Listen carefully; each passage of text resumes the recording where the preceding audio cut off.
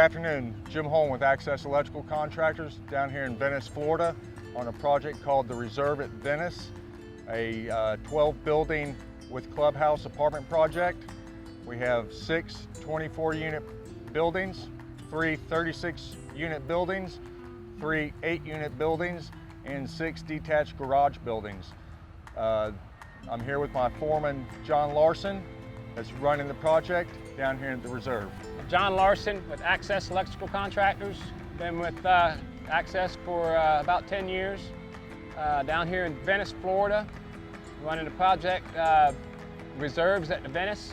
We have 276 units on the job. We started in February. We should be done probably by this February coming up. So I'd say 12 to 14 months.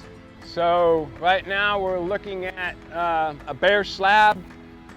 Before the framing starts, we have wet islands where we follow the plumber. So we have electric in the wall, we have electric in the kitchen islands. This building happens to be one of our 24 unit buildings. We have meter centers on both ends of the building, serving half and half. Our telephone room is located at one end, and then our sprinkler riser room where we house our fire alarm control panels is at one end of the building.